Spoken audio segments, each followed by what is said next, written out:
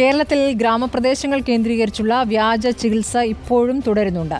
Homeo, Unani ചികിത്സകളുടെ പേരിൽ modern medicine മരുന്നുകളും കുത്തിവയ്പ്പുകളും നൽകിയാണ് വ്യാജന്മാർ ചികിത്സിക്കുന്നത്.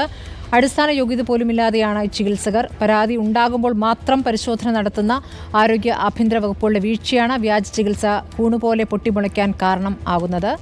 റിപ്പോർട്ട് അന്വേഷണം.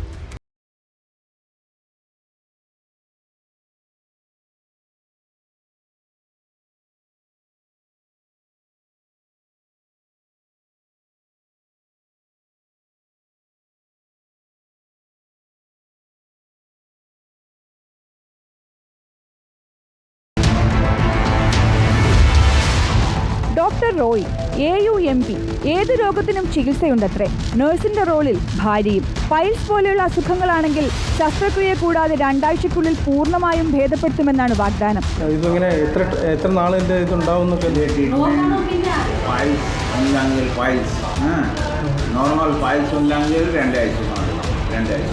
ഞങ്ങൾ നേരിട്ടെത്തി ചോദിച്ചു, എന്താണ് ബിരുദം, കേരളത്തിൽ പ്രാക്ടീസ് ചെയ്യാനുള്ള അനുമതിയുണ്ടോ?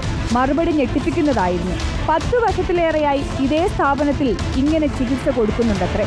ഡിഗ്രി ചോദിച്ചപ്പോൾ പൈൽസ് സ്പെഷ്യലിസ്റ്റ് ആണെന്ന് ആദ്യം, പിന്നീട് കൽക്കട്ടയിൽ നിന്ന് homeo ബിരുദമുണ്ടെന്നും.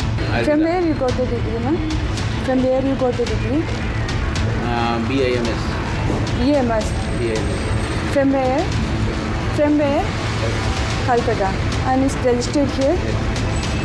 You registered in Panchayat? Yes, Panchayat registration and you have certificate. Certificate കാണിക്കാൻ ആവശ്യപ്പെട്ടപ്പോൾ കാണിച്ചതാകട്ടെ ക്ലിനിക്ക് തുടങ്ങാൻ പഞ്ചായത്തിൽ രജിസ്റ്റർ ചെയ്ത സർട്ടിഫിക്കറ്റ്. പഠിച്ച് യോഗ്യത തെളിയിക്കുന്ന സർട്ടിഫിക്കറ്റാണ് വേണ്ടതെന്ന് പറഞ്ഞപ്പോൾ കേരള ആയുർവേദ പാരമ്പര്യ വൈദ്യ ഫോറം എന്ന പേരിൽ ഒരു സർട്ടിഫിക്കറ്റ് കാണിച്ചു. ഇത് കേരളത്തിൽ രജിസ്റ്റർ ചെയ്തിട്ടുണ്ടോ?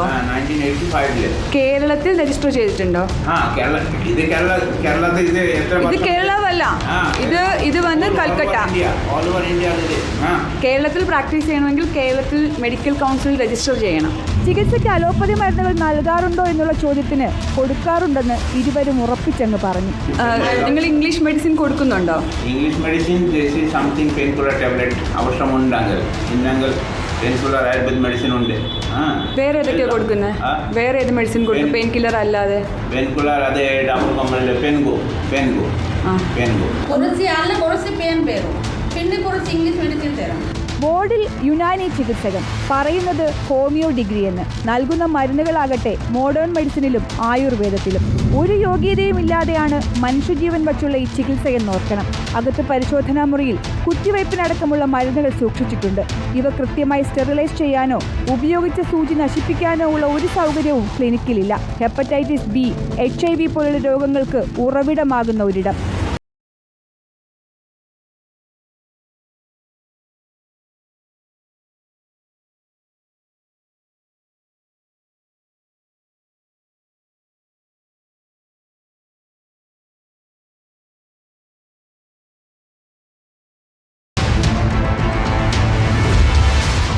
ക്ലിനിക്ക് തുടങ്ങാൻ പഞ്ചായത്തിൽ രജിസ്റ്റർ ചെയ്തിട്ടുണ്ട് റോയ്. യോഗ്യതയുണ്ടോ, മാനദണ്ഡങ്ങൾ അനുസരിച്ചാണോ പ്രവർത്തിക്കുന്നത് എന്നതുപോലും അന്വേഷിക്കാതെ അനുമതി നൽകിയത് തിരുവനന്തപുരം പോത്തൻകോട് പഞ്ചായത്ത്.